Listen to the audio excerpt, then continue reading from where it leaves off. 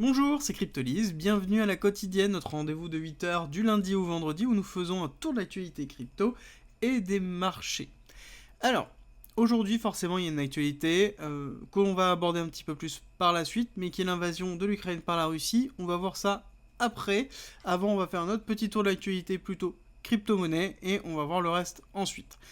Alors, un très bel article qui a été proposé par Coindesk, qui est justement une explication sur ce qui manque au jeu actuellement Play to Earn.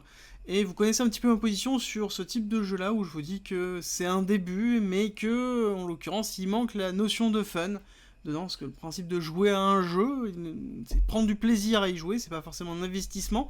Et là, en l'occurrence, justement, c'est toute l'explication de ce qui se passe, des mécaniques derrière, et de ce qui manque pour que, en effet, les play-to-earn games, justement, deviennent excessivement intéressants. Et je pense que dans tous les cas, quand on verra un acteur triple A investir dedans, là, on retrouvera justement quelque chose qui va être très intéressant et justement une recrudescence, une valorisation de ce type de gaming.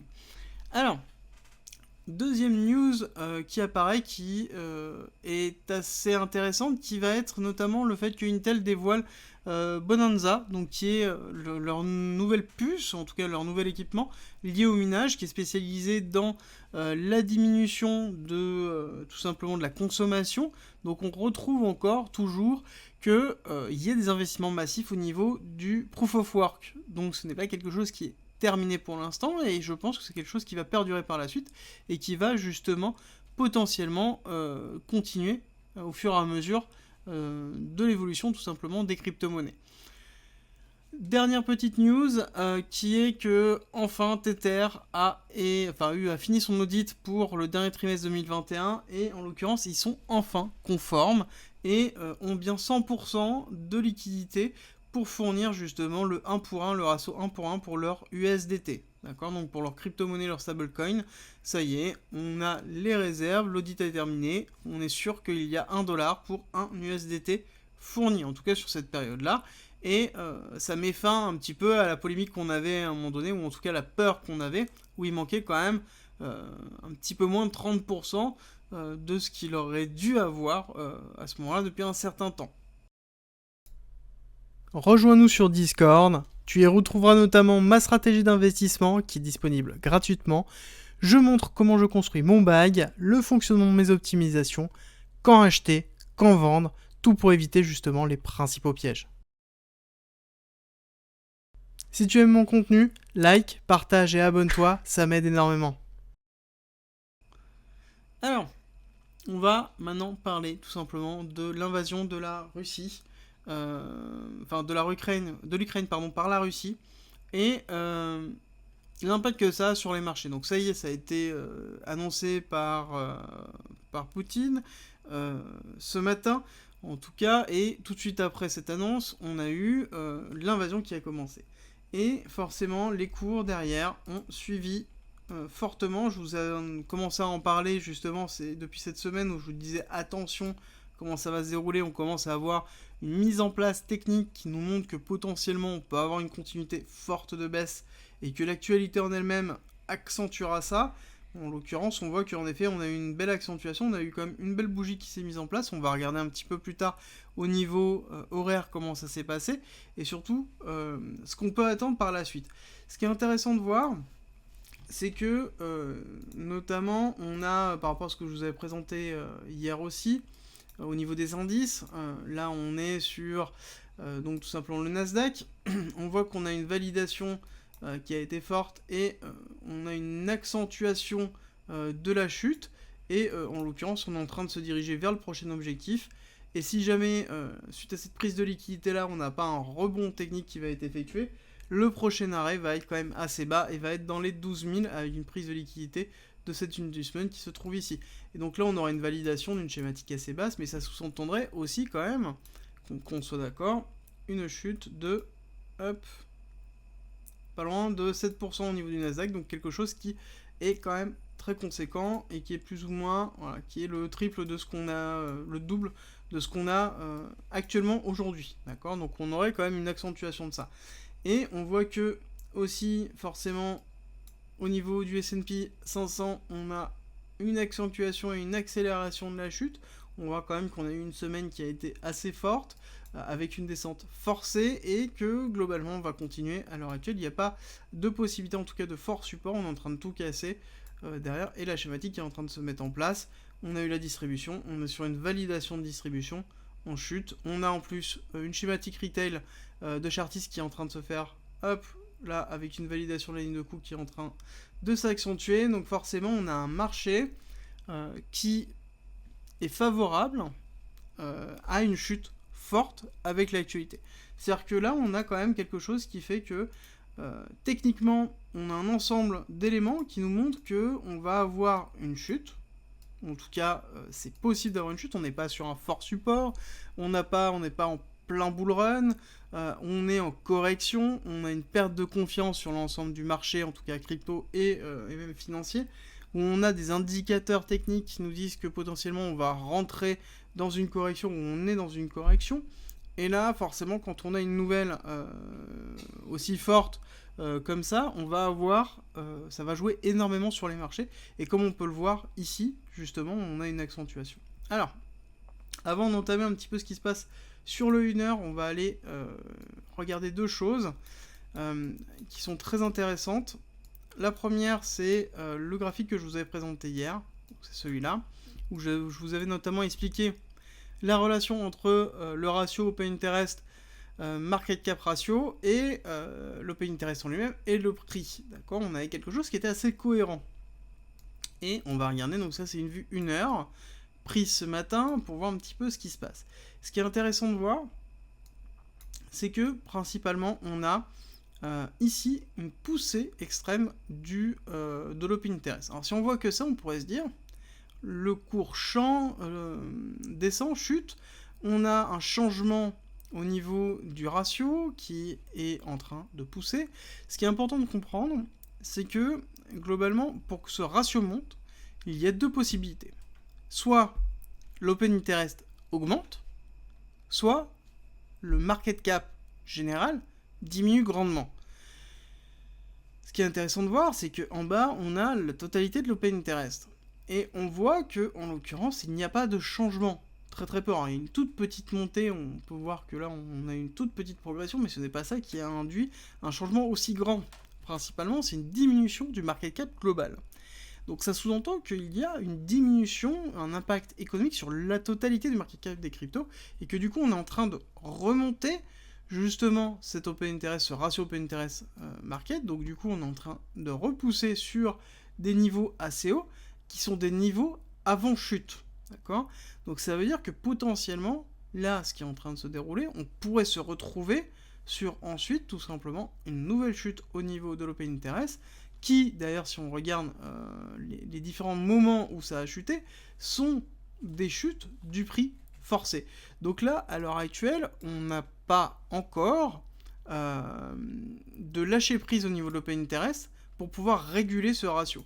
C'est-à-dire que là, à l'heure actuelle, on a le market cap qui descend, mais l'open interest, lui, monte, alors légèrement, mais globalement reste tel qu'il est, donc on n'a pas encore de cash out au niveau de l'open interest, et donc ça il va falloir le surveiller, parce qu'à partir du moment où on va avoir une régularisation de ce ratio, globalement il y a deux possibilités, soit on a une remontée du market cap, soit on a globalement une diminution de l'open interest. Si on a une diminution de l'open interest, ça veut dire qu'on a une continuité de baisse, et voire même une accentuation de la baisse, une accentuation justement du cours vers la baisse. Et donc ça, il va falloir vraiment le surveiller, surtout que là, à l'heure actuelle, alors ça a dû encore chuter, mais au moment où je fais la vidéo, on était à 412 millions de liquidation. Je pense que si on continue à chuter, on peut très vite se retrouver sur les, en effet, 1 milliard, approcher les 1 milliard de liquidation, donc avoir justement cette chasse à la liquidité qu'on peut retrouver dessus, et donc du coup, on va se retrouver sur quelque chose avec un cours qui peut être quand même assez bas, avec une prise de liquidité massive qui pourrait justement être favorable à une reprise du cours par la suite. Par contre, pour qu'il y ait une reprise du cours, il faut impérativement qu'on ait une régularisation de l'open interest, décharger tout simplement un petit peu tout ça, et c'est ce que je vous avais expliqué ici, qu'on était un petit peu haut ici. Donc globalement, pour pouvoir redescendre le ratio, il faut diminuer l'open interest. Donc ça sous-entend que ici, au lieu de remonter, on va avoir une petite chute pour pouvoir décharger un petit peu la mule et pouvoir retrouver un ratio qui va être cohérent idéalement qui peut être propice à une progression qui pourrait être en effet sur du 1,4. Il faudrait viser sur du 1,4 pour avoir quand même quelque chose qui peut être propice à une remontée. Alors, ceci étant dit, nous allons attaquer un petit peu les 1 heure, voir comment ça s'est déroulé, voir un petit peu ce qu'on s'était dit. Globalement, on a eu... Alors, avant cette nouvelle, d'accord, ce qui est intéressant de voir, c'est que avant cette nouvelle-là, on avait commencé à entamer en fait une chute. Par rapport à ce que je vous avais expliqué, moi tout simplement le matin, je vous disais que, en l'occurrence, on allait avoir une progression, mais qu'on était plus ou moins sur une zone de résistance forte, et que on n'avait pas de signe de retour possible, en tout cas à l'heure actuelle, on n'avait pas de signe de retournement, donc on avait commencé déjà en amont à entraîner cette baisse, d'accord, une continuité de baisse qui était en train de se faire, et donc on voit que, en l'occurrence, on a cassé ce niveau-là, et on est allé beaucoup plus bas. On a cassé le niveau 2, en l'occurrence on l'a même perforé directement, et ensuite au niveau de la résistance, donc du niveau 786 à 35 000, à 35 000, je vais vous dire 35 700, on voit qu'on a eu une réaction qui s'est effectuée, d'accord. Ici on a eu une petite réaction du prix, mais la nouvelle était suffisamment forte pour entraîner le prix le plus bas. Par contre, ce qui est intéressant de voir, c'est qu'on a des personnes qui achètent justement, tout simplement, ce dip. D'accord ? On achète au fur et à mesure ce dip, tout simplement, parce que ce qu'il faut comprendre, c'est qu'on a une schématique qui est assez forte, avec notamment tout ce qui est déclaration de guerre ou instabilité politique. Quand on a une nouvelle mondiale comme ça d'instabilité, on a toujours un dip qui est effectué, d'accord ? Et ce dip là, ensuite, on a toujours une reprise qui est schématisée. Une reprise qui est généralement assez forte, parce que, en plus, ce qui est logique au niveau du price action, c'est qu'on a une prise de liquidité. Cette prise de liquidité va entraîner un mouvement fort du prix. Et derrière, généralement, quand c'est comme ça, on a l'effet nouvelle qui arrive, perte de confiance, perte de liquidité du marché, le marché chute, et derrière, on se rend compte que potentiellement il y a des bonnes nouvelles, ou en tout cas, il y a la notion de nouvelle, en tout cas, le marteau de la nouvelle est passé, le choc est passé, et ensuite on a une reprise qui s'effectue avec un rachat du dip pour pouvoir repartir. Donc ça, il faut le garder en tête. Il faut le garder en tête parce que c'est généralement tout le temps comme ça.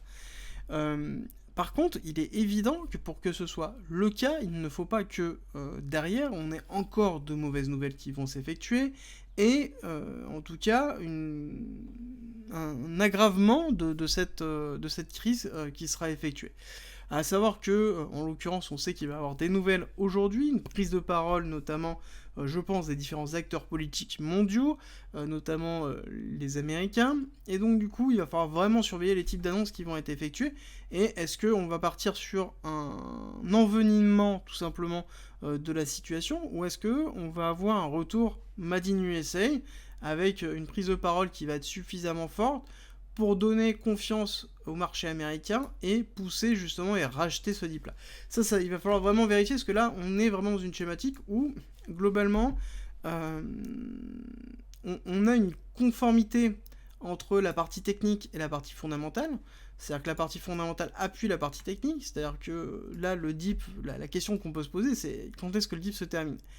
Là, techniquement, comme c'est en train de se passer avec une courbe de liquidation qui est en train de se faire, le prochain niveau, en effet, c'est le plus bas qui a été fait, donc les 32 958, globalement, ou enfin les 33 000, on va dire, on va schématiser, où globalement on peut retrouver le prix assez rapidement là-bas, que ce soit avec l'ouverture du marché américain, et justement, anticipation de cette prise de parole et de l'envenimement qui peut se passer. Par rapport à ça, on pourrait avoir un effet cascade qui s'effectue par la suite. Et ça, il va falloir vraiment le surveiller derrière. A contrario, on pourrait avoir, comme je vous ai dit, un effet Made in USA, avec justement un marché américain suite à une prise de parole, tout dépendra aussi de l'heure de la prise de parole et des annonces qui vont être effectuées, mais globalement on pourra avoir un effet Made in USA, donc USA très forte, et donc du coup on va avoir un prix qui va rebouger, et donc on va avoir un rachat massif de cette bougie qui va être effectué. Moi, en tout cas, ma perspective, là, je pense qu'on va potentiellement aller checker ça. Pourquoi ? Parce que là on commence à mettre en place une schématique qui est intéressante, qui est même très intéressante. On va repasser sur celui-là pour pouvoir voir un petit peu plus ici. On va être un peu plus libre.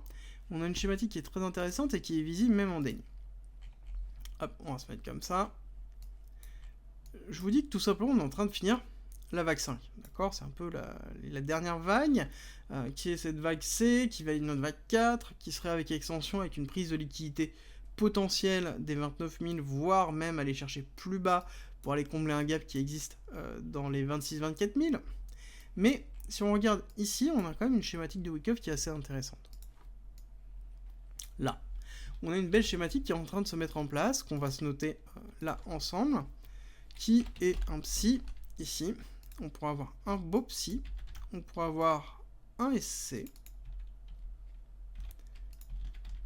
ici un AR avec prise de liquidité du psy, et donc, ce qui est normal d'attendre, serait un test du SC, donc c'est-à-dire ce qu'on appelle, au niveau de l'accumulation de Wyckoff, un ST, voire potentiellement un STB, donc prise de liquidité. Donc le STB peut être plus ou moins profond, et ensuite un spring qui pourrait être pourquoi pas plus bas. Et donc là on aura une schématique de Wyckoff qui se met en place avec un cours qui fait SC, AR, ST. Je remonte, soit je prends la liquidité au-dessus de l'AR, ou soit je m'arrête avant, je peux m'arrêter ici par exemple.